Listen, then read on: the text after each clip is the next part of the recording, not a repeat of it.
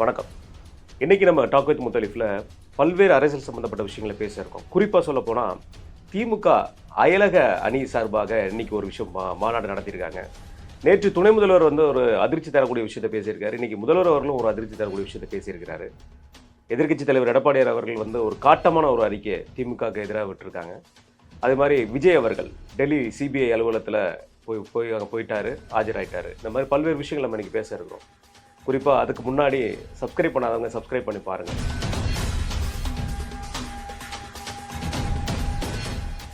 வணக்கம். ஆனால் டெல்லி அலுவலகத்தில் விஜய் காலையில் இங்கேருந்து கிளம்புறதுக்கு முன்னாடியே மீண்டும் ஒரு அதிர்ச்சியா விஜய் தாங்குவாரா அப்படின்னு போட்டிருந்தாங்கண்ணே. நான் என்னடா உள்ளே போய் பார்த்தா பனிமூட்டம் காரணமாக தாமதமாக ஃப்ளைட்டு தொடங்குறாங்கன்னு சொல்லிச்சு. அதோட இன்னொன்று போட்டிருந்தாங்க, டெல்லியில் இறங்கிய விதமே விஜய் செய்த அந்த செயல். நான் உள்ளே போய் பார்த்தா ஒரு கோட்டை ஒன்று வாங்கி மாட்டினாராம். சரியாக போச்சு. ஏன்னா இந்த சின்ன சின்ன வெப்சைட்டில் உட்காந்து பேஜ் வியூக்காக தலை போட்டிருந்தான்ல, அவனெல்லாம் இவனுங்க வாடகைக்கு வாங்கிட்டானுங்க. வாடகை வாங்கினோன்னா அவன் ஏதாவது ஒன்று தலை போட்டு உங்களை பார்க்க வைக்கிறது. நீங்கள் அது ஃபுல்லாகவே பார்த்துக்கிட்டு இருப்பீங்க, விஜய் என்ன செஞ்சான்னு. அப்போது அந்த பவுன்ஸ் ரேட்டும் குறைஞ்சிரும். ஃபுல்லாக பார்ப்பான், கடைசியில் பார்ப்பான் இன்னும் ஒன்றுமே இல்லை, கோட்டு வாங்கி போ, இதுதானா அடுத்த தடவை உன் சேனலுக்கு வரேன்னா பாடுறான்னு. இது தற்காலிக நிவாரணம், நீண்ட கால நிவாரணம் கிடையாது. இப்படி பண்ண பல வெப்சைட்டுகள் மறுபடியும் பேஜ் இறங்கும், மறுபடியும் எதாவது பண்ணுவானுங்க. இப்படி பண்ணிக்கிட்டு இருக்குது. அந்த நேரத்தில் நான் ஒர்க் பண்ணிட்டு வந்திருக்கேன். அதனால் இப்போ இதை சொல்கிறேன், விஜய் பற்றி பேசினா நல்லா போதும், விஜய் பற்றியே பேசிட்டு இருப்பானுங்க. அப்போ விஜய் ரசிகராக வருவான். கொஞ்ச நாளில் நீ கொஞ்சம் மாற்றி பேசினா காணாம போயிடும். மரத்து மேலே பறவைகள் உட்காந்து கல் விட்டானா ஆகும், அதே மாதிரி போயிடும். இன்றைக்கி பல பேர் அந்த மாதிரி தெரியுறாங்க. இப்போவே எச்சரிக்கிறேன், லாஸ்ட்டில் அது பெரிய பிரச்சனையை சந்திப்பாங்க. மறுபடியும் தூக்கி நிறுத்துறது ரொம்ப கஷ்டம். கண்டிப்பாக இந்த அல்காரிதம்னு ஒன்று இருக்குல்ல, அது ரொம்ப முக்கியம். அது என்ன, இன்றைக்கி கேமரா இருந்தால் அவர் இது இருந்தால் எடிட்டர்னு உட்காந்து அவர் எடிட்டர் ஆகிடுவார். நான் எடிட்டருங்க, என்ன தெரியும், ஒன்றும் தெரியாது, அவ்வளோதான். அந்த மாதிரி இது அது ஒரு பக்கம் போய்கிட்டு வச்சுங்க. அப்போ விஜய் இன்னைக்கு ஒரு அதிர்ச்சியை தாங்குவாரா? இருக்குது அதிர்ச்சி, இனிமேல் தான் இருக்குது. என்னன்னா கேட்க போகிறாங்க, இது 56 கேள்வியாம். ஒருத்தர் ஏன் 57 கேட்கக்கூடாதா, 55 கேட்கக்கூடாதா? அதுக்குள்ளே லீக் பண்ணிட்டாங்கண்ணா. இன்னொருத்தர் ஒரு 10 கேள்வி போட்டுக்கிறாங்க, இதெல்லாம் கேட்பாங்க. ஆமாம், அதுதான் கேட்பாங்க. அதையும் தாண்டி பல இதை கேட்பாங்க. கண்டிப்பாக சொல்கிறதான் செய்வாங்க, சொல்லாதையும் செய்வாங்கன்ற மாதிரி இவர்கள். இங்கே லோக்கல் போலீஸ்லேயே போனீங்கன்னா முதல்ல என்ன ஆரம்பிக்கும், நீங்கள் யார், நீங்கள் என்ன படிச்சிருக்கீங்க, எந்த காலேஜ் படிச்சிங்க, என்ன தொழில் பண்ணீங்க, உங்கள் உறவினர்கள் யார், அப்பா என்ன பண்ணுறா, அம்மா, எல்லா டீட்டெயிலும் கேள்வி இருக்கும். ஜாதி என்ன, மதம் என்ன. வேறு சில பேர் ஜாதியை கேட்கிறார்கள், மதத்தை கேட்குறாங்க. கேட்க மாட்டேன்னா, டேட்டாஸ்ன்னு எடுத்தால் ஜாதி மதம்லாம் கேட்டு தான் எடுப்பாங்க. ஆமாம். ஆனால் ஜாதியை கேட்டால் ஜாதி நீ வெளியே சொன்னதே இல்லையா? யோக்கியர்கள் மாதிரி ஜாதியை கேட்குறாங்க, மதத்தை கேட்குறாங்க. போலீஸ் விசாரணை அப்படி தான் இருக்கும், ஜாதி கேட்பாங்க, மதத்தை கேட்பாங்க, எல்லாத்தையும் தான் கேட்பாங்க. அதில் இது ஜாதி மதம் சொல்கிறதுல என்ன பிரச்சனை இருக்குது? ஜாதியில் இப்போ சில பேர் தூக்கின்னு வரான்ல, எனக்கு ஜாதி மேல் நம்பிக்கை இல்லை, ஜாதி இல்லாத சான்றிதழ் வாங்கி வச்சுக்கோ. இந்த உலகத்தில், இந்த சமூகத்தில் நம்ம வாழ்கிறோம். இந்த நாத்திகவாதியாகவும் இந்த மாதிரியும் வாழ்கிறது ரொம்ப கஷ்டம். உன்னோட சேர்ந்து குடும்பத்தையும் சேர்ந்து தொல்லை பண்ணுவேன். ஒன்ன அளவில் நீ ஜாதி வெறி இல்லாமல், மத வெறி இல்லாமல், மனிதனாக மதத்தில் இருக்க நல்ல விஷயத்தை கடைப்பிடிச்சிட்டு போன்றேன். இல்லை நாத்திகவாதி ஆகிட்டியா, கம்முன்னு போ, யார்கிட்டையும் சொல்லிகிட்டு இருக்காத, வேலையை பார்த்துட்டு போயின்னு. வீட்டில் இருக்க மாற்ற முடிஞ்சால் மாற்று, இல்லை அதையும் போ. உறுதியாக நிற்கினா நெல். ஆனால் இங்கேயும் அங்கேயும் ஊசலாடிக்கிட்டு இருக்கு, உணர்ச்சிக்கு மாறுவது. அந்த மாதிரி தான் இது. இதில் விஜய்க்கு இந்த கேள்விகள் வரும், இது இல்லாத பல கேள்விகள் வரும். இருக்குது. அங்கே போனீங்களே, இந்த தீவுக்கு போனீங்களே, தீவுக்கு வாங்கியிருந்தாருன்னா அதையும் கேட்டுருவாங்க. ஏன்னா இப்போ கூட ஒரு உளவுத்துறை சம்மந்தமாக ஒரு இது படிச்சுருந்தேன். இது அதெல்லாம் பார்க்கும்போது நாட்டுக்கு நாடே அவங்க வேட்டு வைக்கிறாங்க. ஆமாம், டேட்டாஸ் எடுக்கிறது. நீங்களாம் சாதாரண மனுஷன், நீ என்னென்ன பண்ணன்னு உட்பட எடுப்பாங்க. அந்த நைட்டில் சைக்கிளில் தனியாக போனீங்களே, எதுக்கு போனீங்கன்ற உட்பட கேட்பாங்க. அதனால் எல்லா அந்தரங்கங்கள்லேருந்து, சொத்து வாங்கினதுலேருந்து, இங்கே இவ்வளோ பணம், புஷி இவ்வளோ, என்ன பார் அது, எஸ்எல் பாரு இத்தனை திறந்துருக்காரு, அதில் உங்கள் முதலீடு எவ்வளோ, FL2 பாரு, நம்ம செத்தாக தானே சுடுகாடு தெரியும். அப்போ FL2 பார் வாங்கியிருக்காரு, அதுக்கு முதலீடு எப்படி அவருக்கு வந்துச்சு? ஆமாம், ஏங்க அது அவர்கிட்ட தான் கேட்கணும்னு சொல்லலாம். உங்கள் கூட தானே இருக்காது. நீங்கள் கேள்விக்கு அவர் பதில் சொல்லுவாரண்ணா, எனக்கு அதுதானே ஒரு விஷயமா இருக்குது. ஏங்க இது என்ன பொதுக்கூட்டமாக கம்பெனி போகிறதுக்கு? கேட்டால் பதில் சொல்லி தானே ஆகணும். ரெண்டாவது அந்த மாதிரி சொல்ல வச்சிருவாங்க. அவங்கள இங்கே ஒருத்தர் கேள்வி, அவர் ஒருத்தர் கேள்வினா நீங்கள் அப்படின்னு அவர் கேள்வி கேட்டுக்கும் போது இங்கே ஒருத்தர் கேட்டாருன்னா டக்குன்னு சொல்லுவீங்க. உண்மையை என்றைக்குமே மறைக்க முடியாது. போய் சொன்னீங்கன்னா பார்த்துது. இவர் நான் சினிமாவா, இவர் ஐ ஆம் கமிங் Coming. அப்படின்றதுக்கு அதெல்லாம் அங்கே வேற.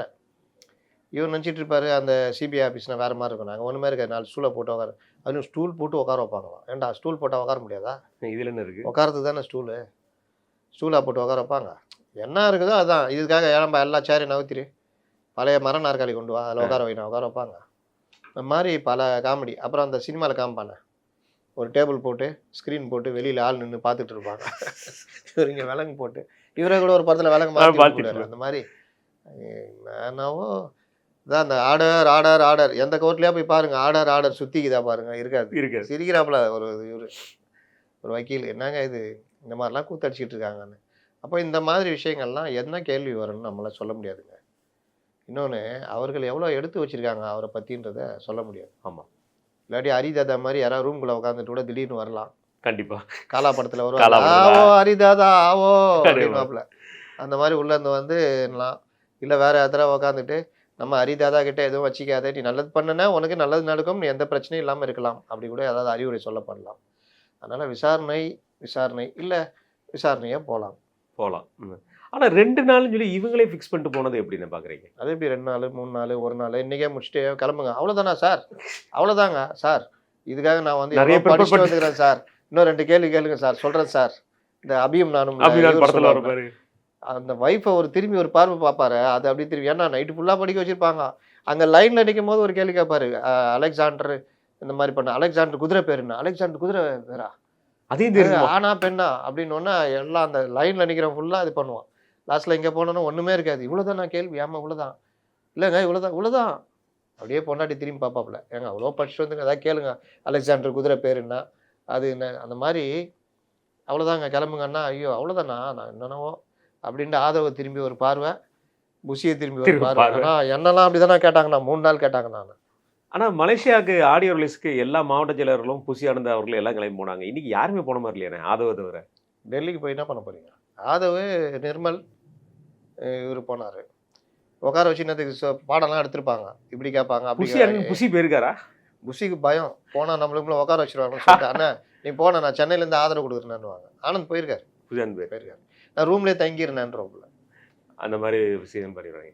இதை தொடர்ந்து நேற்று வந்து ஒரு பெரிய பரபரப்பு போயிட்டு என்னன்னா, இந்த ஜனநாயகன் படத்தோட விஷயத்துலையும் அதுலேயும் இன்னைக்கு வந்து சுப்ரீம் கோர்ட்டில் இவங்க மனு தாக்கல் பண்ணியிருக்காங்க. அந்த மனு தாக்கல் பண்ணதை கூட மனுவே தப்பாக தாக்கல் பண்ணி அதை திருத்தி தான் திருப்பி கொண்டு போய் அப்ளை பண்ணியிருக்காங்க. ஆனால் இதுக்கும் மத்திய அரசுக்கும் சம்பந்தங்கிற மாதிரி சொல்கிறாங்க. இது எப்படி இந்த ஜனநாயகம் தான்? சட்டக்குழு, சட்ட நிபுணர் குழு, வழக்கறிஞர் அணி, ஒரு கட்சிக்கு ஒரு இதுதான் இருக்கும். ஆமாம், இருக்கிறதுலேயே ஸ்ட்ராங்காக வழக்கறிஞர் அணி வச்சிருக்கிறதுனா திமுக மட்டும் தான். அதுவே ஒரு டீம் தான் வச்சுருக்காங்க. இவர்கள் வழக்கறிஞர் அணி, சட்ட நிபுணர் குழு அணியா, சட்ட ஆலோசனை குழு, அது ஒன்று. அதுதான் இப்போ பல்லிழிக்குது. போன தடவை இது கரூர்லேயே பல்லிழிச்சதுல உங்களுக்கு அதிமுக உதவி பண்ணலன்னா என்ன இருக்கும், நல்ல வக்கீலே உங்களுக்கு கிடைச்சிருக்க மாட்டாங்க. கண்டிப்பாக. விஜயபாஸ்கர் நன்றி மறந்தாங்களே இவங்க, எம்ஆர் விஜயபாஸ்கர் அவ்வளோ உதவி பண்ணாருனாங்க. கரூர் எங்களுக்கு மண்டபமே தரலனாங்க. 2 மண்டபம் பிடிச்சி வச்சு, ஒரு மண்டபம் பாவம் அந்த மாவட்ட செயலாளர் பணத்தை கட்டி வீணாக போச்சு. இந்த மாதிரிலாம். ஆனால் வெளியில் போலீஸ் பர்மிஷன் தரல, நீங்கள் கேட்கவே இல்லையே. நம்ம விசாரிச்சப்போ சார் இவங்க பர்மிஷனை கேட்க வரல சார், வெளியில் வந்து ஒன்று சொல்லியிருந்தாங்க.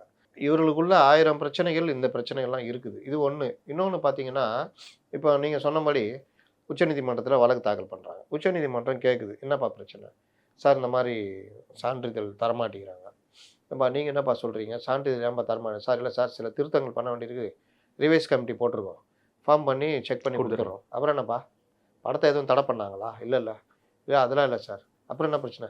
இல்லை சார், 9ஆம் தேதி ரிலீஸுன்னு சொன்னோம், பொங்கலுக்கு முன்னாடி. அது வந்து சந்தைக்கு போகும், ஆத்தா வயது காசை கொடுக்குற மாதிரி. ஏன்பா உன் படம் வரணும், சர்டிஃபிகேட் வரணும் தானே எங்கள் மேட்ரு வந்திருக்கேன். ஆமாம், அப்புறம் என்ன இந்த டேட்டில் தான் வேணும், நீ எப்படிப்பா கேட்ப? இல்லை சார், 500 கோடி போட்டு எடுத்துருக்கு, நீ 500 கோடி போட்டுவிடு, 1 கோடி போட்டுவிடு, எனக்கு என்ன ஆயிரப்போகுது, சட்டம் என்ன இதான். சரி, இங்கே எதுக்கு வந்த? ஹைகோர்ட்டு எல்லாம் ரிஜெக்ட் பண்ணிட்டாங்களா? இல்லையா, சிஜே பெஞ்சில் கேட்டிருக்கோம், 21ஆம் தேதி விசாரிக்கிறேன். அப்புறம் என்ன, அங்கேயே போங்கிற மாதிரி, அங்கே போய் விசாரிங்க, என்ன ஆகுது பாருங்க, அதில் உங்களுக்கு நியாயம் கிடைக்கலன்னா இங்கே வாங்க, போங்க, எல்லாத்துக்கும் சுப்ரீம் கோர்ட் வந்துடுவீங்கன்னு அனுப்பிச்சுடுவோம். இதான் நடக்கும். இல்லைண்ணா, இதில் ஒரு விஷயம் என்னென்னா, நேற்று அது அந்த 2 தினங்களாகவே அந்த பராசக்தி ரிலீஸ்க்கு அப்புறம் ஏன் ஜனநாயகனுக்கு கொடுக்கல, பராசக்திக்கு மட்டும் கொடுத்துட்டாங்க அப்படிங்கிற ஒரு விஷயம் போயிட்டு இருந்துச்சு. ஆனால் ரெண்டுக்குமே சென்சார் போர்டு வந்து கிளியர் நோட்டிஃபிகேஷன் கொடுத்துருக்காங்க. அதில் குறிப்பிட்டு சொல்ல போனால் சென்சார் நோட்டிஃபிகேஷனில் சொல்லும்போது இவங்கள சீனை வந்து எடிட் பண்ணுங்க, நான் மதம் சார்ந்த விஷயங்களை பேசியிருக்கீங்க, ராணுவம் சம்மந்தப்பட்ட விஷயங்களை பேசியிருக்கீங்க, இதனால தான் நாங்கள் வந்து ஹோல்டு பண்ணியிருக்கோம் காரணமும் இவங்களுக்கு வந்து சீன்களில் இந்த மாதிரி விஷயங்கள் டீ பரோட்டுங்கிறத மாற்றிக்கோங்க, ஹிந்தி விஷயங்களை மாற்றுங்க, இந்த மாதிரி ஸ்டேட்மெண்ட்ஸ் தான் மாற்றுக்கன்னு சொல்லியிருக்காங்க. இவங்க இது எல்லாத்தையும் மாற்றிட்டு சப்மிட் பண்ணி அந்த சர்டிஃபிகேட்டை வாங்குறாங்க. இவங்க எதையுமே பண்ணாமல் அதே நிலைமையில் இருக்கும்போதே கோர்ட்டுக்கு போயிட்டாங்க. இதில் எந்த இடத்துல வந்து மத்திய அரசாங்கத்துக்கு மேலே குறை சொல்கிறதுக்கு வாய்ப்பு இருக்குது? இவங்களுக்கு என்ன பிரச்சனைனா 9ஆம் தேதி ரிலீஸ் பண்ணணும். நான் கூட கேட்டேன், என்னங்க ஜனநாயகம் பிரச்சனை, படத்தை தடை பண்ணிட்டாங்களா? இல்லை சார் 9ஆம் தேதி ரிலீஸ் பண்ணணும், அதுதான் பிரச்சனை. கோர்ட்டுலேயும் போய் அதை சொல்லும் போது தான் அவங்களும் கோச்சிக்கிறாங்க. இந்த சிங்கிள் ஜட்ஜ் என்ன சொல்கிறாங்க, ஏன் 10ஆம் தேதி ரிலீஸ் பண்ண படம் ஓடாதான்னு கேட்குறாங்க. அதுக்கப்புறம் அவங்க 10ஆம் தேதி விசாரணைக்கு இது பண்ணுறாங்க. அப்போ இந்த மாதிரி விவகாரங்களில் டேட்டு தான் இவங்களுக்கு பிரச்சனையே தவிர சென்சார் பிரச்சனை இல்லை. ஆனால் இவர் அரசியலுக்கு வந்ததுனால இந்த பிரச்சனை அரசியலாக்கப்படுது. இது தடவையா அப்படின்னா பல படங்கள் இவருக்கு நடந்திருக்கு. அப்போ இவர் என்ன பண்ணியிருக்கணும், அது ஒன்று இருக்குல்ல, யாருமே அதை பேச மாட்டேங்கிறாங்களே. பேச மாட்டேங்க. 60 நாள் உங்களுக்கு டைம் இருக்குது சென்சாருக்கு. நீங்கள் படத்தை மே மாதமே முடிச்சிட்டீங்க, ஜூன்லேருந்து 3 மாதம் போஸ்ட் ப்ரொடக்ஷன் ஒர்க்குன்னா கூட அதுக்கப்புறம் நீங்கள் நவம்பரில் நீங்கள் கொண்டு போய் கொடுத்துருந்தீங்கன்னா நவம்பர், டிசம்பர், ஜனவரி ஃபஸ்ட் வீக் வரைக்குமே உங்களுக்கு டைம் இருக்குது. அப்போ என்ன பண்ணாலும் நீங்கள் மாற்றி வாங்கிக்கலாம். இன்னொன்று, படம் எடுக்கும் போதே அவர்கள் தரப்பு வழக்கறிஞர் சொல்கிறது, ஏங்க டிஃபென்ஸில் தான் போய் படம் எடுத்து வச்சுக்கிறாங்க, ஒரு லெட்டர் ஒன்று கொடுத்துருந்தா என்ஓசி வாங்கியிருந்தாங்கன்னா வேலை முடிஞ்சிருக்கும். அதை விட்டுட்டு எதுவுமே பண்ணாமல் நான் கண்டதே காட்சி கொண்டதே கோலம்னா அப்போ வந்து முட்டிட்டு தான் நிற்கணும். அப்போது இவருக்கு 33 வருஷம் அனுபவமா, என்ன அனுபவம், நடிக்கிறது வீட்டுக்கு வந்துடுது, கேரவனில் போய் உட்காந்துக்கிறது. படத்தில் எப்படி கொண்டு வரணும், அதில் என்ன பிரச்சனை இருக்கா தெரியாது. அவர் வினோத், அவருக்கு என்ன தெரியும், அவ்வளோதான். இந்த மாதிரி தெரியாதவரெல்லாம் கூடி எடுத்தோன்னே எல்லாம் இதுக்கு முன்னாடி எல்லாமே நல்லா தான் போச்சு, நல்லா தான் போவோம். நல்லா போவாட்டி என்ன பண்ணுறது, அது தெரியணும்ல. நீங்கள் லோக்கல் ஸ்டேஷனில் இங்கே இருக்கீங்க, லோக்கலில் பழக்கம், எனக்கு என்னென்னு வண்டி ஓட்டு போகிறீங்க, ஹெல்மெட் போடாமல் தாறுமாறாக ஓட்டுறீங்களா, கார் ஓட்டுனா சீட் பெல்ட் போடாமல் ஃபோனை பேசிட்டு போகிறீங்க, எல்லாம் பண்ணுறீங்க, ரைட், ஓகே. நாங்கள் லோக்கலில் சார்ஜென்ட் மடக்கிறாரு, என்ன sir, sir okay sir, okay sir, போங்க சார் அப்படின்னு. புதுசாக ஒரு சார்ஜென்ட் வந்துடுறாரு, என்ன பண்ண முடியும், ஓரங்கட்டு, இல்லை சார் ஓரங்கட்டுங்க சார், ஹெல்மெட் சீட் பெல்ட் போட மாட்டீங்க, செல்ஃபோன் பேசிட்டு போவீங்க, இல்லை சார் நான் வந்து சிஎம், ஏங்க ஓரங்கட்டுன்னு சொல்லிட்டாங்க, அவ்வளோதாங்க, இந்தாங்க ஃபைனு முடிஞ்சு. நடக்குதா இல்லையா, டிடி கேஸு. எனக்கு தெரிஞ்ச பத்திரிகையாளர்களை என்ன குடிச்சிட்டு தான் ஓட்டுறேன், என்ன இப்போ பிடிப்பியா நீ, காலில் வச்சுக்கிறோம், சார் போங்க சார், போங்க சார், இப்படி போகிற காலம் உண்டு. இப்போ எல்லாம் இது வந்துச்சு, செல்ஃபோன் தகராறு பண்ணுறியா பண்ணு, நீயும் பிடி நானும் பிடி, பிடி, தகராறு பண்ணுறியா பண்ணு, எடுத்துகிட்டு கூடுதலாக கேஸு, எது அரசு ஊழியரை பணி செய்ய விடாமல். இன்றைக்கி வக்கீலுங்க, பத்திரிகையாளர்கள், இந்த சீன் போடுறவங்க, விஐபிகள்னு சொல்கிறவங்கலாம் டிடி கேஸு போலீஸே பார்த்து விட்டால் தான் உண்டு.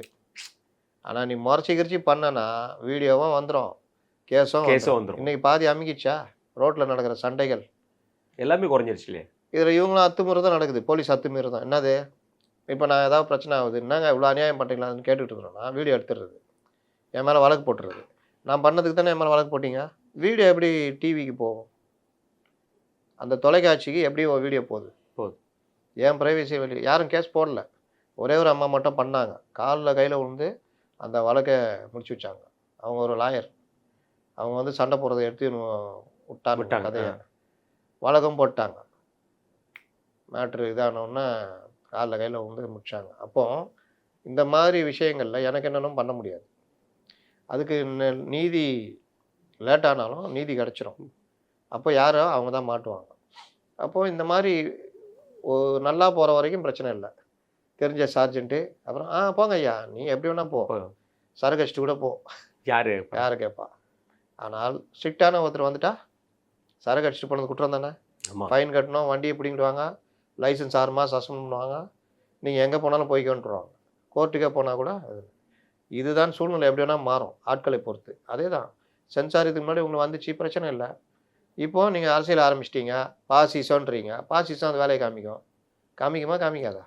அப்போ பாசிசம்னு சொல்லிட்டீங்கன்னா பாசிசத்தை எதிர்க்கிறதுக்கு நீங்களும் வந்து கரெக்டாக இருக்கணும், தயாராக இருக்கணும். இப்போது நீங்கள் இந்த ஏரியாவில் உங்களுக்கு ஆவாத சார்ஜென்ட் வந்துட்டார், கீழே இருக்கிற ஏட்டையாவன்னு சொல்கிறாரு, ஐயா ஒரு மாதிரியான ஆள், கவனமாக இருந்துக்கோங்க. அதுவும் போனவர் உங்கள்லாம் சொல்லிட்டு போய்க்கிறாப்புல, நீங்கள் எப்போ சிக்குவீங்கன்னு பார்த்துன்னுக்கிறாப்புல, பார்த்துக்குங்க ஐயான்னு. அதெல்லாம் நான் பார்த்துக்கிறேன் அப்படின்ட்டு, அதே மாதிரி சரக்கு அடிச்சுட்டு சீட் பெல்ட் போடாமல் செல்ஃபோன் பேசிட்டுன்னா அப்படின்னா, பவரை வந்து காமிச்சாங்கன்னா நீ ஒன்றுமே பண்ண முடியாது. அதுதான் இன்னைக்கு டெல்லியில். அதுதான் இன்னைக்கு நடக்குது. நீங்கள் போலீஸு ஒரு சிங்கிள் போலீஸ் கூட ஒரு விஐபி ரொம்ப திமிர்த்தனம் பண்ணுறான். இறங்க சார், வண்டி விட்டு இறங்குங்க சார். Arrest sir. நீங்கள் அரெஸ்ட்டு. நான் யார் தெரியுமா விஐபி? அதெல்லாம் நீ கோர்ட்டில் பேசிங்க சார். நான் எப்படிப்பட்ட ஆள் தெரியுமா? ஐநா சபைக்கே போகிறேன். போங்க சார். யார் வேண்டாண்ணா? கோர்ட்டில் போய் நாங்கள் பேசுங்க, உட்காருங்க. ஒரு படத்தில் நடக்கும். பெரிய ஆளை தூக்கி வானுங்க, தூக்கி ரிமாண்ட் பண்ணுவாங்க. நாயை விட்டு கடிக்க விட்டுருப்பான் ஒரு குழந்தைய. ஒரு எஸ்ஐ ரிஜ்ஜு ஏதோ ஒரு மலையாள படம், தமிழ் டப்பிங் நல்லாயிருக்கும். நாயை விட்டு கடிக்க விட்டுருப்பான் குழந்தைய, 6 வயசு குழந்தைய. ஹாஸ்பிட்டல் அட்மிட் ஆகிருங்க, அவன் பார்த்துருவான். பார்த்துட்டு இது பண்ண போனால் வக்கீல் வருவார், பேசுவார். அவர் ஊர்லேயே இல்லை, வெளிநாட்டில் இருக்காருன்னுவான். ஒரு பெரிய ஆளுங்க தொடாதீங்கன்னு அதிகாரிகள்லாம் சொல்லுவாங்க. இவன் ஃபோன் ரெக்கார்டை வச்சு எடுத்துருவான். எடுத்துகிட்டு நேராக ஹோட்டலில் தங்கியிருப்பான். அங்கேயே போய் அப்படியே மடக்கி தூக்கி அப்படியே கொண்டு போய் ரிமாண்ட் பண்ணுவான். அதில் ஆயவின்னு வர அந்த எஸ்ஐயே சொல்லுவார், இதுன்னு இந்த செக்ஷன் இருக்குது பார் போடுன்னு சொல்லிட்டு அந்த செக்ஷனில் போட்டோன்னா நான் பெயிலபிள் இது உள்ளே போட்டுருவாங்க. அந்த மாதிரி சட்டம் கடமையை கரெக்டாக பண்ணிச்சுன்னா நீங்கள் யாருமே தப்பிக்க முடியாது. முக்கியமான பேப்பரில் போய் மாற்றிட்டு வரணும், என்ன பண்ணுவீங்க? பத்திரப்பதிவுக்கு போகிறீங்க, நீங்கள் கரெக்டாக இருக்கிற வரைக்கும் அதை பார்த்துக்கலாம். அது இது பண்ணிங்க, அது பண்ணு, ஓகே. ரொம்ப ஸ்ட்ரிக்டாக இது பண்ணால் இது சட்டம் தன் கடமையை செஞ்சா அது பத்திரப்பதிவுத்துறையில் ஒன்றுத்துக்கு ஒன்றும் பண்ண முடியாது. அதனால தான் சட்டம் தன் கடமையை செய்ய வச்சு இவங்க அப்புறம் முடிச்சுக்கிறது. ஆதாயங்களை பார்த்துட்டு அப்புறம் முடிச்சு விட்டு போகிறலாம். ஆர்டிஓ ஆஃபீஸும் அப்படி தான். லைசன்ஸ் இப்போ எடுக்கிறது இருக்குல்ல, ஆமாம், டைரெக்டாக போனால் நான் பாடுபடுத்துகிறேன். பார்த்துறாங்க. அதே நீங்கள் டிரைவிங் ஸ்கூல் மூலிமா போங்க, 8 7 போட்டிங்கன்னா கூட சார் போட்டாப்புல அப்படின்னு சொல்லிட்டு இது. அதனால் விஜய்க்கு நம்ம அதான் சொல்கிறோம். பாசிசம் பாயாசம்னு சொல்லிட்டீங்க, ரைட்டு. ஆனால் நீங்கள் கரெக்டாக இருந்தீங்கன்னா உங்களுக்கு பிரச்சனை இருக்காது. சில நேரங்களில் எப்படி தப்பிப்பீங்க? இவரை தொட்டால் எதாவது பாதிக்குமா, ஓட்டு பாதிக்குமா? அவங்க அதை பற்றி கவலைப்படல. தொட்டால் பாதிச்சாலும் பரவாயில்ல, பார்த்துக்கலாம். பட் அவனை என்ன பண்ணாமல் பண்ணுறோன்னு. ஏன்னா இல்லை, இன்னைக்கு என்னன்னா அந்த ஜனநாயகம் ரிலீஸ் ஆகலைங்கிறதுக்காக எந்த ஒரு புரட்சியுமோ எந்த ஒரு இதுவுமே தமிழ்நாட்டில் நிகழ. காங்கிரஸ் கடுமையாக கண்டிக்கிறது. ஏன்னா அவர்கள் இருந்த வரைக்கும் குற்றப்பத்திரிகைன்னு ஒரு படம் வந்துச்சு, அதெல்லாம் பார்த்தாங்க. ராஜீவ்காந்தி கொலை வழக்கா எடுத்திருக்கீங்களா, நீங்கள் வெளியே உடனே ரிலீஸ் பண்ணுங்க அப்படின்னு சொல்லி. எவ்வளோ பொருட்செலவு, எவ்வளோ இழப்பு தெரியுமா? ஆர்கே செல்வமணி அதோட அவ்வளோதான் முடிஞ்சது கதை. இந்த மாதிரி இவர்கள். ஆனால் இவரே வருத்தப்பட்டாப்புல. ஏன்னா படம் பார்த்து ரிவ்யூ போடணும். இந்த தடவை பராசக்தி ரிவ்யூ போடல. ஆமாம், இனிமே தானே போடுவார். ஏன்னா மக்கள் நாளைக்கு தானே கிளம்பக்க மூலமாக கஷ்டப்படுவாங்க. கஷ்டப்படுற அன்றைக்கி தானே நாங்கள் படம் பார்த்து ரிவ்யூ போடணும். அப்படி சொல்கிறீங்க? அதுதான் ரிவ்யூ. அதிகாரிகள் முட்டு சந்து கூட்டு போகல. இல்லை, இந்த தடவை பார்த்து ரிவ்யூ போட்டால் கடுமையாயிடும்னு கண்டுபிடிச்சிட்டாங்க போல். போட்டால் காண்டாயிடுவாங்க அப்படின்னு. இத்தனைக்கும் இவங்க அப்பாவெல்லாம் முன்னிலைப்படுத்துகிற படம். ஆமாம், என்னமோ அண்ணாவுக்கு அடுத்த இடத்துல இவர் இருந்த மாதிரி. தமிழனால இவங்க ஃபேமிலி தான். வேறு யாருமே. தமிழ்நாட்டை வாழ வச்சதுன்னா இவங்க தான். தமிழ்நாட்டை மாற்றினதுன்னா இவங்க தான். திராவிடனால கலைஞர் தான். அதை ஒரு படி மேலே போயிட்டாருன்னு அதை தான் பேச வந்தோம். விஜய் மேட்டர் பேசி முடிச்சிட்டோம். நேற்று நடந்த அயலக அணி மாநாடில் துணை முதல்வர் கலந்துக்கிட்டாருண்ணே. ஒரு போட்டிருக்காருண்ணே. இங்கே இருக்கிற, அதாவது ஃபாரினில் போய் ஃபேமிலியோடு தங்கி சந்தோஷமாக இருக்கிற காரணமே திமுக. எப்படி பார்க்குறீங்க? ஃபாரினில் ஒருத்தன் வேலைக்கு போய் அவன் குடும்பத்தோட சந்தோஷமாக இருக்க காரணமும் திமுகன்னு டாப். திமுகனால திராவிடனாரா? திராவிடம் தான். திராவிடம் உண்மைதான். இன்னைக்கு அமெரிக்க அதிபராக ட்ரம்ப் இருக்காருன்னா அது காரணம் திராவிடம் தான். இன்னைக்கு ரஷ்யா உக்ரைன் போர் நடந்துகிட்டு இருக்குது, அது காரணம் திராவிடம் தான். நாளைக்கு அது சரியானாலும் அது காரணம் திராவிடம் தான். இங்கேருந்து வெளிநாட்டுக்கு வேலைக்கு இப்போ போகிறதும் சரி, முன்னே போனதும் சரி, 70களில் போனதும் சரி, எல்லாத்துக்கும் காரணம் திராவிடம் தான். டிக்கெட்டாக போட்டு கொடுத்தாங்களா? நான் கேட்குறேன், டிக்கெட்டாவது போட்டு கொடுத்தாங்களா? என்ன காரணத்துக்காக திராவிடம்? நாங்கள் அங்கீகரிக்கிறோம், உங்களத ட்விட்டரில் போடுறோம், அது போதாதா? திராவிடம்னா திராவிடங்க. இந்த செயலுக்காக நாங்கள். ஆமாம், இங்கேருந்து நீங்கள் படித்து போயிட்டு திராவிடம் தானே. திராவிடம் தான். திராவிடர்கள் ஆட்சியில் தான் நீங்கள் படிச்சீங்க. எப்படி படிச்சீங்கன்னா தெரியாது. சொந்த காசை கட்டி படிச்சிங்களா, உங்கள் திறமையில் அதெல்லாம் கிடையாது. திராவிடம் தானே தான் படிச்சிங்க, ரைட்டு. வெளிநாட்டு வேலைக்கு நீங்கள் சொந்த முயற்சியில் போனீங்களா, எதாவது பண்ணீங்க, அதெல்லாம் கணக்கு இல்லை. நீங்கள் வெளிநாட்டுக்கு உங்களை போக விட்டோம்ல, பாஸ்போர்ட்டுக்கு ஒரு ஐஏஎஸ் வந்திருப்பார். ஆமாம், இவருக்கு பாஸ்போர்ட் கொடுக்கலாம். விசாவில் உங்களை அப்டேட் பண்ணாமல் அனுப்புகிறோம்ல, அதெல்லாம் திராவிடம் தானே. ஏன்னா அது சென்ட்ரல் கவர்மெண்ட்டுக்குள்ளே தானே, அதையும் ஸ்டேட் கவர்மெண்ட்டுக்குள்ளே. ஸ்டேட் கவர்மெண்ட் ஐஎஸ் எஸ்பிசிஐடிக்கில் வருது இல்லை, அதனால அதையும் சேர்த்துப்பீங்க. அதனால அதையும் சேர்த்துக்குவோம். அதனால் நீங்கள் போய் அங்கே கஷ்டப்பட்டு உழைச்சி குடும்பமாக வாழ்கிறாங்களா? அப்போ விவாகரத்தானவங்களாம் எந்த திராவிடத்தில் வரும்? குடும்பத்தோடு வாழ்கிறவங்க தான் வராங்களா? விவாகரத்தானவங்களாம் இருப்பாங்கல்ல, அப்பா பிள்ளைய பார்க்காதவங்களாம் இருப்பாங்கல்ல. இங்கேருந்து அங்கே போனவொன்னா மறந்துடுவான் குடும்பத்தையே. பாதிக்கப்பட்டவங்களை காப்பாற்ற மட்டும் மத்திய அரசாங்கத்தை கூப்பிட்றீங்க, அது மட்டும் எப்படின்னு? அதெல்லாம் திராவிடத்தில் வராது. அந்த புத்தகங்கள் பல இது இருக்குது, அந்த விதிவிலக்குகள் எல்லாம். இதாக பரவாயில்ல, தமிழ் வாழ்த்தும் தமிழ் வாழ வாழ வைக்கும். வைக்கும். தமிழுக்கு மதம் கிடையாது. தமிழுக்கு ஹிந்திக்கும் கிடையாதுப்பா. எந்த மொழி எந்த தாண்டா இருக்கு? மொழிக்கும் மதம் கிடையாது. ஜப்பான்ல கூட இஸ்லாமிய மதம் இருக்குது. ஆமா. ஜப்பான் தான் பேசுவாங்க. அவனை கூட்டு வந்து தமிழ் நான் பேச முடியும்? உருது பேச நான் சொல்ல முடியும்? இல்ல அரபி பேசுன்னு சொல்ல முடியுமா? ரொம்ப பேர் இந்த குழப்பிக்குவாங்க. அரபியும் உருதுமே இவங்களுக்கு குழப்பமாயிடும். குழப்பமாயிரும். ஏதோ இஸ்லாத்துக்கு சொந்தமான மொழி தான் அரபி. நபி இருந்தது பிறந்தது அரபியா, அதனால குரான் அரபியில் இருக்குது. அரபில. ஓகே. அதை வந்து நம்ம படிக்கிறது குரான் அரபியில் படிக்கிறதுனால ஃபாத்தியா ஓதுது, மற்றெல்லாம் அரபியில் ஓதிக்கிறோம். ஆனால் மொழின்றது வேற. இதே அரபியெல்லாம் அவன் மொழியில் பேசி தான் இருக்கிறான். நம்ம இங்கே போய் வேலை செய்கிறவனா நல்லா அரபி பேசுகிறவனா இருக்கிறான். இங்கே இருக்கிற ஆலிம் படித்தவங்கள அரபியில் புலமை வாய்ந்தவங்களாம் இருக்காங்க, அரபி ப்ரொஃபஸர்லாம் இருக்காங்க. அது மொழியை கற்றுக்கிறது. ஆனால் இவங்களுடைய தாய்மொழி என்னன்னு கேட்டிங்கன்னா தமிழ். தமிழ். அங்கே போய் வேலை செஞ்சவங்க நல்லா அரபி பேச கற்றுக்குறாங்கன்னா அவங்களுடைய தாய்மொழியும் தமிழ் தான். இது வந்து மொழி தொடர்பு மொழி, அவ்வளோதான். அரபியில் குரான் இருக்கிறதுனால அரபி மொழி இது. ஆனால் இங்கே உருது பேசுகிற முஸ்லீம் இருப்பாங்க, இவங்கள அரபி நினச்சிக்கிறது. ஆமா. அதுக்கப்புறம் இப்போ தெலுங்கு பேசுகிறவன் இருப்பான். இப்போ நான் தமிழ் முஸ்லீமு, எனக்கு சுட்டு போட்டாலும் உருது இது தெரியாது. ஏதோ 10 வார்த்தை பேசினா ஏதோ இதுதான் சொல்கிறாங்கன்னு புரிஞ்சுக்குவேன். ஆனால் ரொம்ப பேர் என்ன நினச்சிக்குவாங்க, இவருக்கு ஹிந்தி தெரியும் உருது தெரியும்னு. அது கிடையாது. தமிழ்நாட்டில் அதுவும் அந்த ராமநாதபுரம் அந்த வைப்பார் வேம்பார் சைடில் மீனவர்களாக இருந்த இதில் ஏரியால பல தலைமுறைக்கு முன்னாடி மாறி இருப்போம். ஏன்னா நம்ம எங்கள் இதெல்லாம் பார்த்தீங்கன்னா அந்த மீனவர் கிராமம் அந்த இதுதான் வைப்பார் ஏரியா. வைப்பார் இதெல்லாம். அப்போ அப்படி மாறி இருப்போம். தேவர் கம்யூனிட்டிலேருந்து மாறி இருப்பவங்க இருப்பாங்க தென் மாவட்டங்களில். இந்த சைடு ஒடுக்கப்பட்ட பட்டியலின மக்கள் மாறி இருப்பாங்க. கேரளாவில் அது ஒரு டைப்பு, திருநெல்வேலியில் ஒரு டைப்பு. திருநெல்வேலியில் பெரும்பாலும் கேரளாவில் இருந்தவுடைய அந்த ஒரு இது உண்டு, பாண்டு. ஓகே. இந்த மாதிரி இஸ்லாமியர்கள் மாறினது. கிறிஸ்தவர்கள் அப்படிதான். கிறிஸ்தவர்கள் இன்னைக்கு பல பிரிவு இருக்குது. ஆர்சி இருக்குது, ப்ராட்டஸ்டன்ட், இன்னைக்கு பந்தகோஸ்தே வந்துடுச்சு. இன்னும் பல பேர் கிறிஸ்தவன் தான் சொல்லுவான். அவனை பார்த்தீங்கன்னா நீங்கள் ரொம்ப உள்ளே போய் பார்த்தா தான் அவன் கிறிஸ்தவன் தெரியும். நம்ம அவருக்கு நான் எனக்கு தீபாவளிக்கு இந்த கிறிஸ்மஸ் வாழ்த்து போடலாம் பெருசாக குழம்பிடுவேன். ரொம்ப நாள் பார்த்து பார்த்தா, ஓ இவர் கிறிஸ்துவரா, நான் இந்து நினச்சிட்டு இருக்கிறேன்பான்னு. அந்த மாதிரி பேர்லாம் அதே மாதிரி இருக்கும் அதெல்லாம். அப்போ இதுதான் இந்தியா, இதுதான் எல்லா நாடுகளுமே இதுதான். அப்போ ஃப்ரெஞ்சு மொழி சிறுபான்மை மக்களை வாழ வைக்கிறது. பிரெஞ்சு மொழி எதுன்னு சொல்லிட்டு இருக்கிறதா? அதிகமாக பேசுகிற மொழி அதுதான். மனிதர்களால் பேசப்படுகிறது. ஒரு சங்கேத இதுக்காக பேசப்படுகிறது. கூடுதலாக மொழிகளை கற்றுக்கொள்கிறோம். அப்படி பார்த்தீங்கன்னா கேட்டால் ஆங்கில மொழி தான் சொல்லுவேன். எல்லாரும் மதத்துக்காரனும் அதில் இருக்கிறான். ஆமாம். எல்லா இதுலேயும் இருக்கிறான். அதனால் எதையாவது ஒன்று எழுதி கொடுத்து எதையாவது ஒன்று பேசுகிறது பண்ணிடுறது. தமிழ் மொழி வாழ வைக்கும். அப்போ தெலுங்கு மொழி அழிக்குமா? கன்னட மொழி என்ன கழுத்து அறுத்துருமா?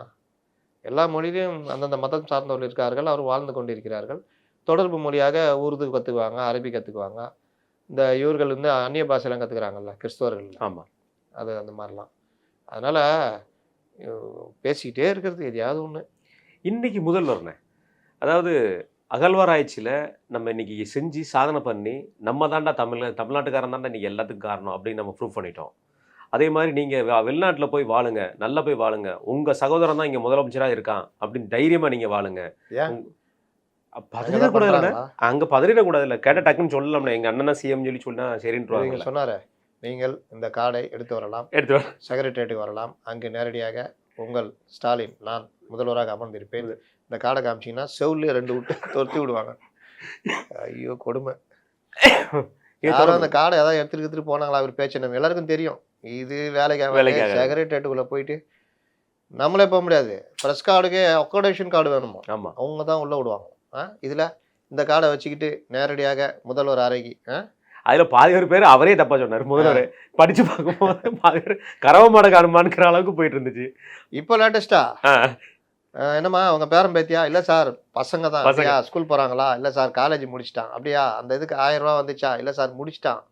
அப்புறம் பொண்ணு அது கல்யாணம் ஆகி போயிடுச்சு சார். என்ன சார் இது வந்து இன்றைக்கு விடிய காலையிலே வந்து பார்த்தீங்கன்னா கீழ்ப்பாக்கம் அரசு மருத்துவமனையில் ஒரு கொலை. மிகப்பெரிய லெவலில் ஒரு வன்மையான விஷயம் என்னென்னா பிரசவ வார்டில் வந்து அந்த கொலை நடந்திருக்காக சொல்லப்படுது. இது மிகவும் கண்டிக்கத்தக்க ஒரு விஷயமா பார்க்கப்படுது. ஏன்னா மக்கள் நடமாட்டம் உள்ள அதிகமாக உள்ள இடங்களும் பிரசவ வார்டுனா கண்டிப்பான முறையில் அங்கே இருக்கிறவங்களுக்கு நர்வஸ் ப்ராப்ளத்துலேருந்து எல்லா ப்ராப்ளமும் வர வாய்ப்பு இருக்கலாம். இந்த அதிர்ச்சியெல்லாம் எப்படி பார்க்குறது? இவ்வளவு யாருக்கும் யாரை பற்றி பயமே இல்லைங்க. கொலை பண்ணிட்டா, ஒரு காலத்தில் கொலை பண்ணிட்டா ஐயோ நம்மளை தூக்கி உள்ளே போட்டுருவாங்களா, தூக்கில் போடுவாங்களா? அது இப்போலாம் ஏதோ ஒரு அடிதடி மாதிரி 2 அறை விட்டு போகிற மாதிரி கொலை நடக்குது. அதுவும் பாருங்கள், அது பிரசவ வார்டுன்றது, பிரசவன்றது மன ரீதியாக ஒரு பெண்களை எப்படி பாதிக்கும்னு. நீ வெட்டுற நேரத்தில் யாராவது குறுக்க வந்து ஒரு நர்ஸோ யாராவது வந்து அவங்கள வெட்டி இல்லை அந்த இது இன்னொன்று எவ்வளோ பேருக்கு அதிர்ச்சியில் இருப்பாங்க அதிர்ச்சி, தெரியுமா? அந்த பயங்கர அதிர்ச்சியா அதிர்ச்சியிலேருந்து மீள்றதுக்கே நீங்கள் ரத்தமும் இதையும் பார்த்து அந்த அதிர்ச்சியிலேருந்து மீள்றதுக்கே பெரிய ரொம்ப விஷயம். கஷ்டம். இதெல்லாம் வந்து கோர்ட்டுக்குள்ளே பூந்து வெட்டுறது, சட்டம் ஒழுங்கு அந்த லட்சத்தில் இருக்குன்றது தான் அதெல்லாம் உதாரணம். இதை தொடர்ந்து நான் நான் திமுக காங்கிரஸோட கூட்டணியில் என்னைக்குமே வந்து பார்த்தீங்கன்னா ஒரு பிசிறு தட்டிட்டே இருக்கிற மாதிரி தெரியுது. இப்போ கடந்த காலகட்டங்கள் நம்ம பார்த்துட்டு இருக்கோம். ஏங்க அதுல நான் சொன்னனா இல்லையாங்க? நீங்க சொன்னதே நடந்துட்டு ஜனவரியில் பாருங்க எப்படி அடிச்சுக்க போகிறாங்க பாருங்க. இப்போ இங்கே சொல்கிறதெல்லாம் நரேட்டிவ். நரேட்டிவ். இப்போ நரேட்டிவ் காலம் முடிஞ்சிச்சு. இப்போ இங்கே அடிச்சிட்டு சாகுறாங்க. இதை அதுதான். பெருசாக காமிக்க மாட்டேங்கிறாங்க பாருங்க. நேற்று வந்து அண்ணன் ஐபி அவர்கள் வந்து ஆட்சியிலே பங்குல இங்கே கிடையவே கிடையாது, நாங்கள் என்றைக்கும் நாங்களும் இருந்தே கிடையாது, நாங்கள் யாரையும் அலோவ் பண்ண மாட்டோம் அப்படிங்கிற ஒரு விஷயத்தை சொல்லியிருக்காரு. இதற்கு செல்வப்பிறந்தகை அண்ணா வந்து இன்னைக்கு ஒரு பதில் சொல்லியிருக்காப்புல. இது முடிவு பண்ணுற இடத்துல வந்து முதல்வர் அவர்களும் எங்களுடைய மல்லிகார்ஜுன கார்கே எங்கள் தலைவர் அவர்களும் ராகுல் அவர்களும் தான் இருக்காங்க, அவங்க பேசி முடிவு எடுத்துப்பாங்க, நம்ம யாரும் இதை பற்றி பேச வேண்டிய அவசியம் இல்லைங்கிற மாதிரி சொல்லியிருக்காப்புல. அவருக்கு தனிப்பட்ட கருத்து இருக்குது, அவங்க பேசட்டுங்கிற வார்த்தையும் சொல்லியிருக்காங்க. இந்த மோதலை எப்படி பார்க்குறீங்கண்ணே? செல்வப்பிறந்தகை சொல்கிறத ஜோதிமணியே கேட்கல, மாணிக் தாகூரே கேட்கல. ஏன் டெல்லியிலேருந்து வர கிரீஷ் டப்பா அவரு கேட்க அவரே கேட்க அவர் நினைத்துனா சொல்லிக்கிறாரு. ஆமாம், எங்களுக்கு உரிமை கேட்கறதுன்னு சொல்லிக்கிறாரு. அப்புறம் என்னதான் அவங்க முடிவு? நீங்கள் சொல்கிறது யாருமே கேட்க மாட்டேங்கிறாங்க. அப்புறம் இதில் ஐ பெரியசாமிகிட்ட நீங்கள் எப்படி சொல்லுவீங்க? சொல்கிறது அவருக்கு வந்து தனியாக பதில் அளிக்கப்படும். என்னது என்ன அளிப்பீங்க? தனியாக போய் என்னென்ன நீ ஏன் கிளப்பி விட்ற, ஏற்கனவே பிரச்சனை ஒன்று இதாக ஸ்டாலின் வேறு கூப்பிட்டு கேட்டுனாங்கிறாரு, நீங்கள் வேறு கிளப்பி விட்றீங்க அப்படின்னு. என்ன பிரச்சனைனா தாவேகான்னு ஒரு ஆப்ஷன் இருக்குது, அதை காங்கிரஸ் அதை வச்சுக்கிட்டு திமுகவை மிரட்டுது. நோய் உடம்பு நல்லாகிற வரைக்கும் கிருமிகள் பாதிக்காது. உங்கள் உடம்பு நலிவடைய ஆரம்பிச்சதுன்னா புது புது நோயெலாம் வரும். மல்டி ஆர்கன் டிசீஸ்ன்னு சொல்லுவாங்க. ஒன்று வந்தால் ஒன்றை சார்ந்து ஒன்று வரும், வந்துட்டே இருக்கும். இப்போ மல்டி ஆர்கன் வந்து ஒழுங்காக வேலை செஞ்சுருந்தது, இப்போ இது வலிவு அடைந்து போய்கிட்டு இருக்குது. அப்போ மல்டி ஆர்கன் டிசீஸ் வரும். சுகராக காங்கிரஸ் வரும், கிட்னி ப்ராப்ளமாக இடதுசாரி வருவாங்க, ஹார்ட் ப்ராப்ளமாக யாராவது வருவாங்க. இப்படி ஒவ்வொரு நோயாக ஒன்றை சார்ந்து ஒன்று வரும், பிபியை ஏற்றும். இப்போ அதுதான் நடக்குது. காங்கிரஸ் தாவேகால போகிறன்ற மாதிரி ஒரு கருத்தை உருவாக்கிட்டே இருக்குது. காங்கிரஸ் மேலிடமும் அதை அனுமதிக்கிறது. ஏன்னா 25 சீட்டுக்கு மேலே ஏதாவது நெருக்கி வாங்க முடியுமான்னு. நெருக்கி வாங்கினா ஜெயிப்பீங்களா ராசா அப்படின்னு கேட்குறாங்க அவங்க. ஆமாம், இந்த தடவை கம்முனு சீட்டை மட்டும் கொடுத்துட்டு எதுவுமே பண்ணக்கூடாது, அவ்வளோதான் முடிஞ்சு. நீயே ஜெயிச்சுக்கப்போ.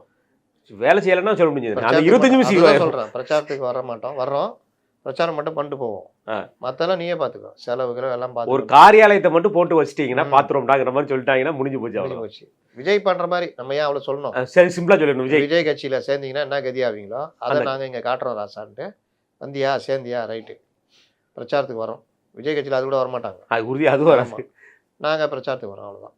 ஆனால் கூட்டணிக்குள்ளே வந்து லைட்டாக சலசலப்பு இருக்கிற ஒரு விஷயத்தை சொல்லும்போது என்ன சொல்லலாம்னா, நேற்று வந்து ராஜகண்ணப்பன் அவர்கள் சொல்லும்போது என்ன சொன்னார், ராமதாஸ் அவர்கள்ட்டையும் ஜான் பாண்டியன் அவர்கள்ட்டையும் நாங்கள் பேசிகிட்டு இருக்கோம் அப்படிங்கிற வார்த்தை சொன்னார்.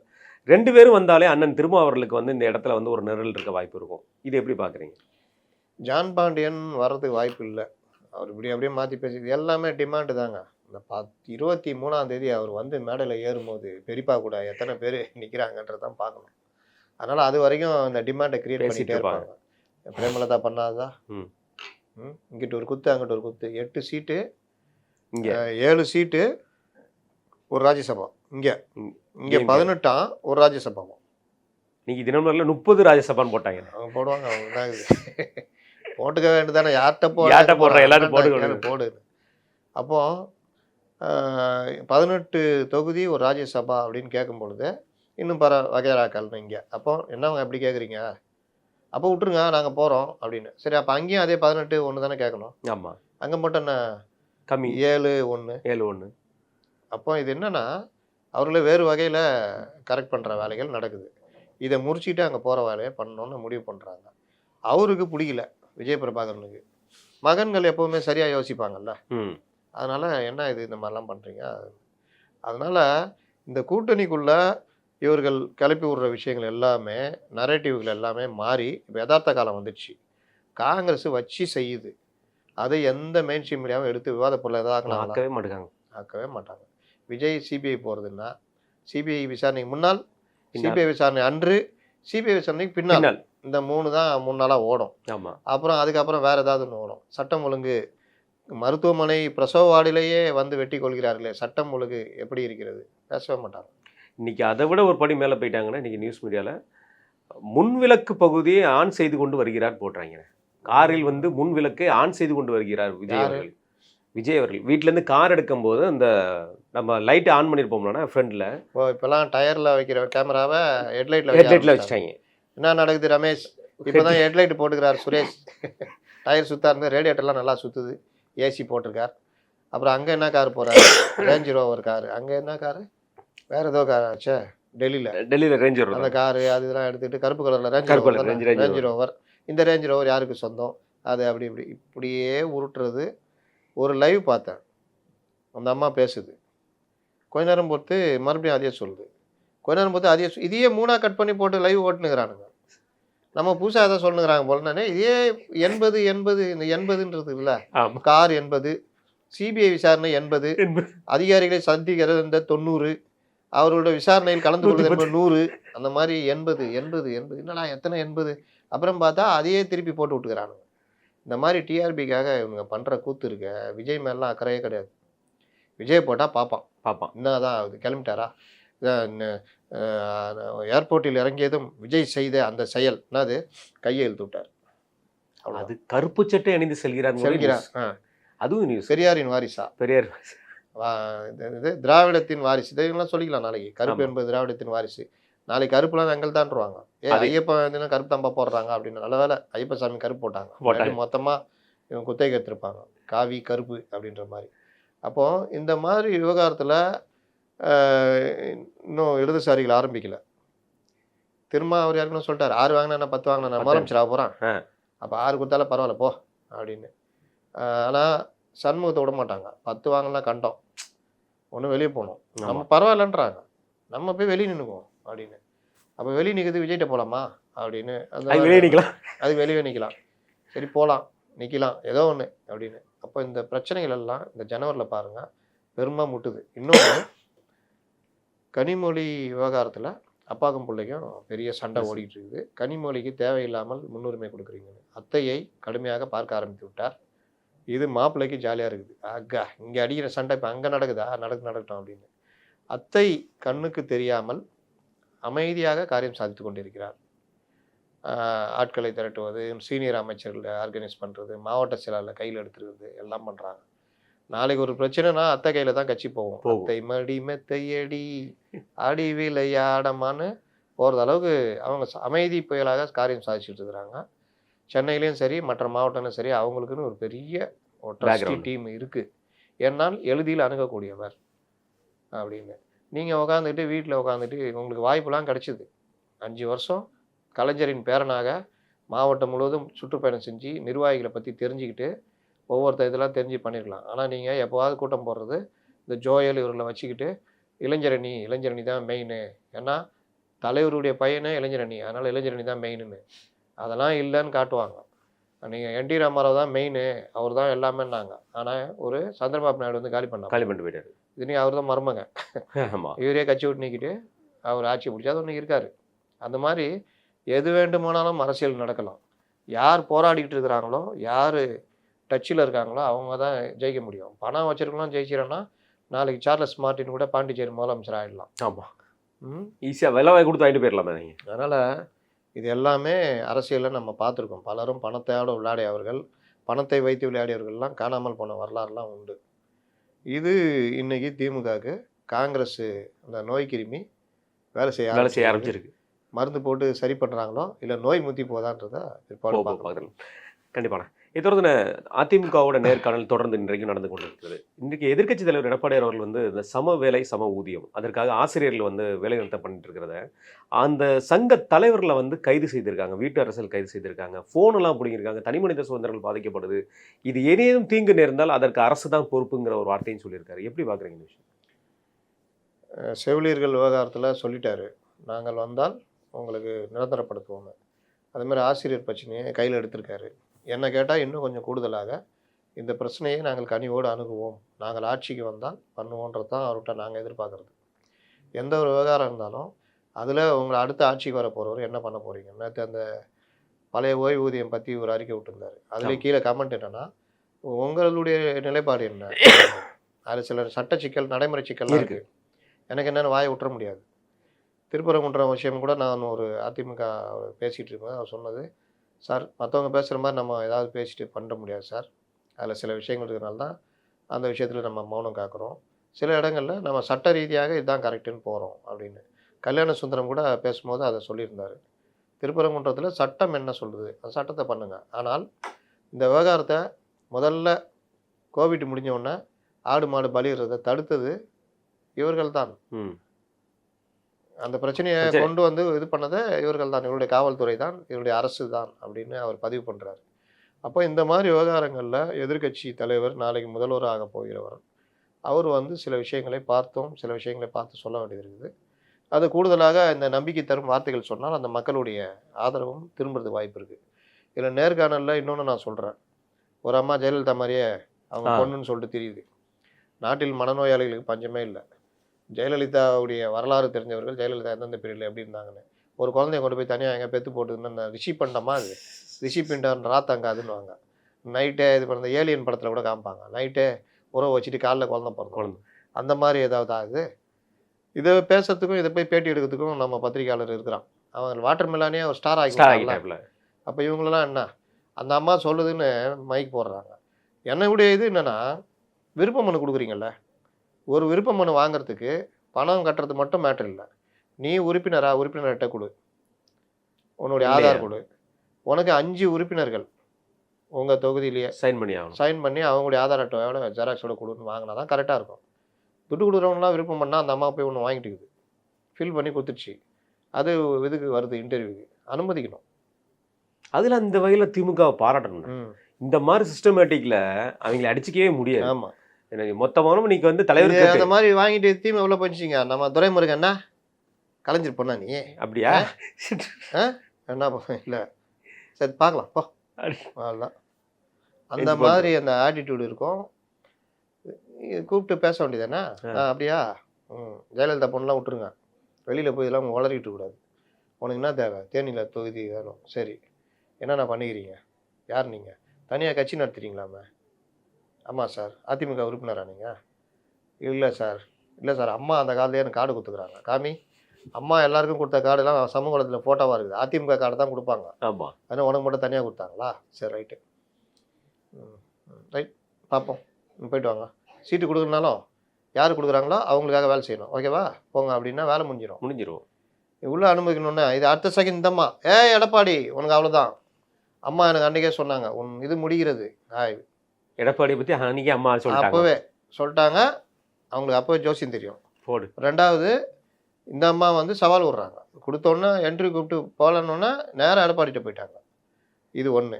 இன்னொன்று, உறுப்பினர்கிட்ட கேட்குறாங்க, இந்த அம்மா ஏதோ ஒன்று இந்த அம்மா ரெடி பண்ணி வச்சது காமிக்குது, கேட்டால் அம்மா கொடுத்தாங்க அப்படின்னு. இதெல்லாம் போய் பேட்டி எடுத்துக்கிட்டு, ஏங்க இது என்னங்க கணக்கு? நீங்கள் அதிமுக உறுப்பினரா? அந்த அட்டையை காமின்னு எவனும் கேட்க மாட்டேங்கிறான். இந்த மாதிரி ஆட்களை திரும்ப பேட்டி எடுத்து ஆளாகிறது நடக்குது. அது அதிமுக தான் காரணம். என்ன கேட்டால் அதான் சொல்லுவேன். குறைந்தபட்சம் ஒருத்தர் யாராவது ஒரு 5 பொதுக்குழு உறுப்பினர்களாவது, ஒரு எம்எல்ஏ நிற்க போகிறீங்களா? ஆமாம், ஒரு 5 பொதுக்குழு உறுப்பினர்கள் உனக்கு ஆதரவு இல்லைன்னா என்ன? விருப்ப மனு வாங்குறதுக்கு 5 பொதுக்குழு உறுப்பினர் சைன் பண்ணணும்னு பண்ணுங்க, கொண்டு வாங்க. பயமா? யாரும் வந்து கேட்க மாட்டாங்கல்ல. என்னத்தை சொல்கிறதுன்னு எனக்கு புரியல. கண்டிப்பான. இதை தவிர்த்து அண்ணாமலை அவர்கள் பாம்பேயில் வந்து எலெக்ஷன் நடந்துட்டு இருக்கு, மாநகராட்சி தேர்தல் எலெக்ஷன் நடந்துட்டு இருக்கு. அதுக்கு ட்ரிபிள் இன்ஜின் சர்க்கார். ஆமாம், ட்ரிபிள் இன்ஜின் சர்க்கார் பேசுறதுக்காக அவரோட பேச்சை கேட்டுட்டு அங்கே இருக்கிற ராஜ் தாக்கரேயும் உத்வே தாக்கரே அவர்களும் வந்து அண்ணாமலை இங்கே காலை வச்சானா காலை வெட்டிடுவோம், தமிழன்னா வந்து இங்கே என்ன நீங்கள்லாம் லுங்கி அணிஞ்சிட்டு வந்தவங்க தானே அப்படிங்கிற மாதிரியான விஷயத்தை வந்து நேற்று பேசியிருக்காங்க. இன்றைக்கு அவங்களுடைய பத்திரிகையிலையும் வந்திருக்கு. அதற்கு அண்ணாமலை அவர்கள் சொன்னது, நான் காலை வைக்க முடிஞ்ச வெட்டி பாருங்கன்னு சொல்லியிருக்காப்புல. இந்த மோதலை எப்படி பார்க்குறீங்க? பழைய ஸ்டைலுக்கு அவங்க போகிறாங்க. அண்ணாமலையுடைய தைரியத்தை பாராட்டணும். பரவாயில்ல, தமிழன் இது இந்த மாதிரி தான் அவர்கள் அங்கே கொஞ்சம் காலம் ஊன்னாங்க. அதற்கு பிறகு கொஞ்சம் மாறிச்சு. ஆனால் இப்போ மறுபடியும் பழைய ஸ்டைல் எடுத்துருக்காங்க. இது அவர்களுக்கு மேலும் ஏற்கனவே பின்னடைவாகியே போய்கிட்டு இருக்கிறாங்க. மண் சார்ந்த அரசியல் பண்ணலை, எலைட் அரசியல் பண்ணாங்க. அதனுடைய விளைவு தான் ஷிண்டே போன்றவர்கள் அடிமட்டத்தில் இருக்கவங்க அந்த கட்சியை பிடிக்கின்னு போயிட்டான்.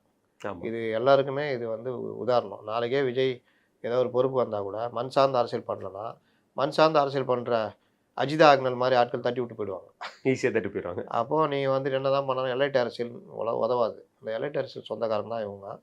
ஒரு கட்சியும் சின்னத்தையுமே கோட்டை விடுற அளவுக்கு இருந்தானா நீ எந்த அளவுக்கு கட்சியை நடத்துறீங்கன்னு தெரியும். ஏன் உத்தவ் தாக்கருக்கு ராஜ் தாக்கரே திடீர் ஒற்றுமை இப்போ எப்படி வந்துச்சு? அப்போ ஒழுங்காக ஒன்றா இருந்துடலாம்ல. அடிச்சுட்டு எல்லாம் ஒன்றா போன அப்புறம் தானே வர்றீங்க. அதனால் அவங்களுடைய அந்த மாநகராட்சி இதெல்லாம் பார்த்தீங்களா? 5 லட்சம் கடன் கடன் உதவி அநியாயத்துக்கு கொடுக்குறது. இன்னும் பலர் இது அதனால் அவர்களுக்கு ஏதோ ஒரு தோல்வி. அண்ணாமலைக்கு கிடைச்ச வரவேற்பை பார்த்துருப்பாங்க, அவர் பேசுகிறது மற்றதை பார்த்துருப்பாங்க. அந்த கோபம் எப்போயாருன்னா இது ஒன்று மாநிலத்தில் வந்தால் காலை வெட்டுவோன்னா அது என்ன வகையான ஜனநாயகம்? அது எப்படி சரியாக இருக்கும்? அப்போ நாளைக்கு உத்தவ் தாக்கரே திமுக ஆதரவா இங்கே வந்து பேச வந்தாருன்னா காலை வெட்டுவீங்களா? என்ன நியாயம் இது? இங்கேருந்து முதல்வர் ஸ்டாலின் போகிறாரு, பீகாரில் போய் பிரச்சாரம் பண்ண போகிறாரு, அவரை நாங்கள் கொல்லுவோம்னு சொல்லுவீங்களா? என்ன இதுக்கு என்ன ஜனநாயகம்? இது ரொம்ப மோசமாக போயிட்டுருந்தேன். அதை தொடர்ந்து பராசக்தி படத்தை பற்றி கேள்வி கேட்கப்பட்டதுனே, அதுக்கு ஒரு வார்த்தை சொல்லியிருந்தாரு. பராசக்தி படத்தை திமுககாரன் கொண்டாடுறது எனக்கு ரொம்ப ஆச்சரியமாக இருக்குது, சந்தோஷமாகவும் போடுறேன். ஆனால் அந்த படம் காங்கிரஸ் கைத்து தான் எடுக்கப்பட்டிருக்கு, அந்த காங்கிரஸ் கைத்து எடுக்கிறவங்களும் ஒத்துக்கிட தயாராக இருக்காங்களா? அதுக்கு அப்புறம் கேள்வி கேட்டிருக்கு யார்? அண்ணாமலை அவர்கள். ஆமாம், கரெக்டு தான். ஆனால் இவர்கள் நோக்கம் என்னென்னா எப்படி என்னன்னு தெரியல. ஏதோ பராசக்தி நான் என்ன கேட்குறேன், பராசக்தி கலைஞர் கதை வசனத்தில் வந்த படம். சிவாஜி கணேசன், நடிகர் திலகம் அறிமுகமான படம், ஏவிஎம் படம். இந்த படத்தில் என்ன சொல்லுவாங்க, சீர்திருத்த வசனங்கள், புரட்சிகர வசனங்கள் பேசப்பட்டது. அம்மன் என்றைக்கடா பேசினார் அறிவு கட்டவனே, கோவில் கூடாது என்று சொல்லவில்லை, கோவில் கொடியவர்களின் கூடாரம் ஆகிவிடக்கூடாது. அப்படி பார்த்தா நீங்கள் வந்து ரொம்ப வசனங்கள் அவர் நடக்கிறதெல்லாம் எழுதிட்டார். அதற்கு பிறகு கல்யாணியை கஞ்சிக்கு இல்லாமல் அலைய விட்டது யார் குற்றம், அப்படி இப்படின்னு அந்த கோர்ட்டு வசனங்கள், அது சிவாஜி கணேசனுடைய அந்த சிறப்பான உச்சரிப்புகள், இது எல்லாம் வேறு லெவலு.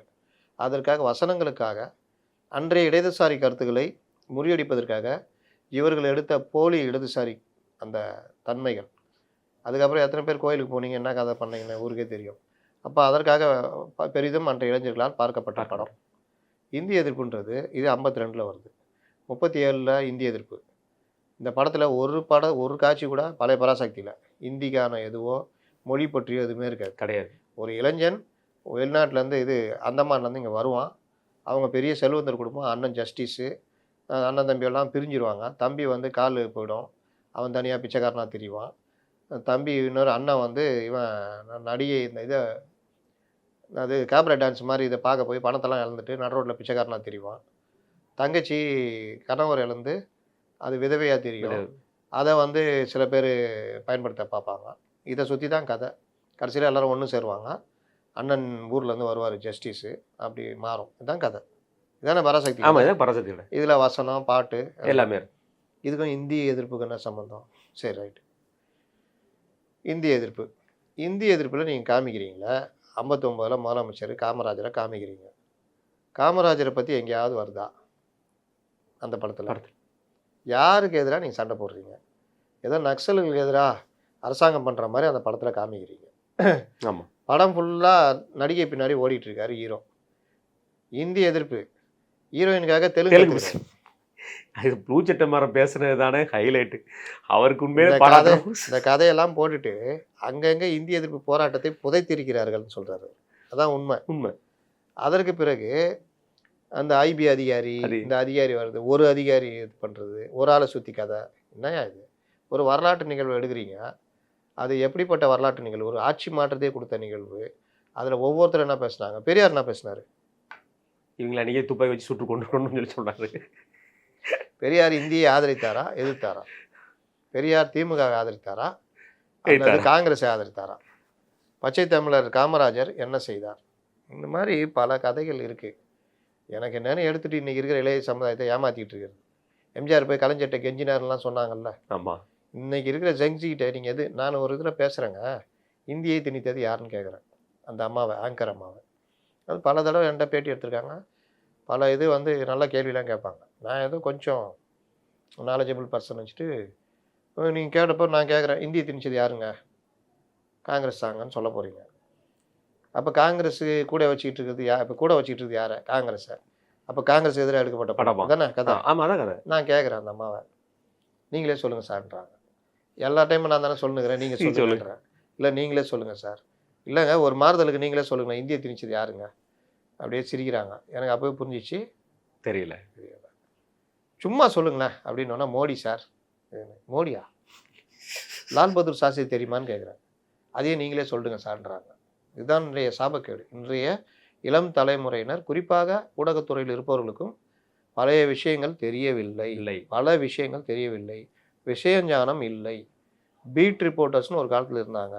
இன்னைக்கு போயிட்டு மா சுப்பிரமணியம் எங்கள் இதில் பணியிடங்களே காலி இல்லை, எல்லாம் நிரப்பப்பட்டு பக்காவாக இருக்குன்னு சொன்னால், அப்போ போராடுற தூய்மை இந்த செவிலியர்கள் ஒப்பந்த செவிலியர்களாக தானே இருக்காங்க. அவங்கள நிரந்தரப்படுத்துனீங்களா? அவர்கள் இருக்கிறதுனால தானே நீ மார் தட்டிக்கிட்டு காலி இடமே இல்லைன்னு இல்லைன்னு சொல்ல சொல்ற முடியுது. அப்படின்னு கேட்க மாட்டேங்கிறாங்க. மருத்துவ பணியிடங்கள் எவ்வளோ காலியாக இருக்குது, எத்தனை மருத்துவ இடங்களில் பேராசிரியர் பற்றாக்குறை இருக்குது, இதெல்லாம் கேட்கறதுக்கு நீங்கள் அந்த பீட்டில் இருக்கணும். ஆமா. ஒருத்தர் கேட்டார்ல, ப்ளீச்சிங் பவுடரை விட மைதா மாவு ப்ளீச்சிங் பவுடர் விலை ஜாஸ்தின்னு, உடனே அவர் பட்டுன்னு அடிச்சிட்டாப்ல ஆமா. ரிப்போர்ட்டர். அடித்த உடனே மினிஸ்டருக்கு மூஞ்சி எங்கே போச்சுன்னு தெரில. இதுதான் வந்து அந்த துறையுடைய இது. Special. ஆனால் இன்னைக்கு என்ன எதுவுமே தெரில. கேட்டால் பெருமையாக நீங்கள் பார்த்தீங்கன்னா ஃபேஸ்புக்லேயும் ட்விட்டர்லேயும் இன்ஸ்டாலையும் மைக் லோகோ வச்சுக்கிட்டு நாங்கள் அவரை பேட்டி எடுத்து, இல்லாட்டி யாரும் நடிக்கிற பேட்டி எடுத்து அவங்க கூட ரெண்டு ஃபோட்டோ எடுத்து போட்டுக்கிறது.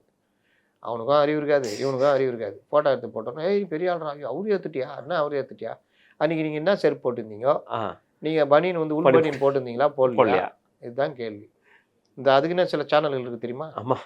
அந்த படக்குழு கூட்டு உட்கார வச்சுக்கிட்டு ஒரு 2 பொண்ணுங்களை வச்சுட்டு அவங்க வேற அந்த இது தெரியாது, பயங்கரமான சரித்திர முக்கியத்துவம் வாய்ந்த கேள்வி கேட்பாங்களா. அதனால் நீங்கள் வந்து அன்னைக்கு வந்து ஜீன்ஸ் போட்டிருந்தீங்களா என்ன காரணம், அது இங்கே பார்த்து, ஏன்னா இது ஜீன்ஸ் போட்டுருந்தா காரணம் கேட்க கொடுத்தா இங்கே பார்க்கணுமா, இது ஒரு ஃபேஷனா, இதை பார்த்துட்டு ரொம்ப பேர் கேள்வியே அவனுக்கு இதை வச்சுட்டு பார்த்து பேசு அந்த மாதிரி. அப்போ இவ்வளோதான் இன்னைக்கு இருக்குது. இதை வச்சு தான் இவர்கள் மொழி அதை காக்கிறது, மொழி வாழ வைக்கிறது, மொழி சோறு சாப்பிட வைக்கிறது. நீங்கள் இன்றைக்கு கையால் எடுத்து வாயால் சாப்பிடுகிறீர்கள் என்றால் அதற்கு காரணம் தமிழ் மொழி தான், திராவிடம் தான். திராவிடம் மட்டும் இல்லை என்றால் நீங்கள் உங்கள் காலால் நீங்கள் நடக்க முடியாது. இன்னைக்கு நம் நாடு இப்படி இருக்கிறது என்றால், மாதமும் மாறி மழை பொழிகிறது என்றால் அதற்கு காரணம் திராவிடம் தான். நல்ல வேளை இவங்க ஒரு விஷயம் சொல்லல, ஏன்னா போன ஏடிஎம் கவர்மெண்ட்ல தான் மழை நல்லா பெஞ்சு எல்லா அணையும் வருஷம் பூரா ரொம்ப நிரம்பி இருந்துச்சு. திராவிடம் தான் இருப்பாங்க. அப்ப திராவிடம் தானா, அப்ப அது என்ன ஆச்சுப்பா, அவங்களும் திராவிடம் தானே சொல்லிட்டு வராங்கன்னா அது கிடையாது. அவங்க வந்து அடிமைகள். அமித்ஷா திமுக, நாங்க மட்டும்தான் திராவிட கட்சின்னு உருட்டுறது. அப்ப அதுல ஒரு வகை தான் இந்த மாதிரி சொல்றது போறதெல்லாம். கண்டிப்பா.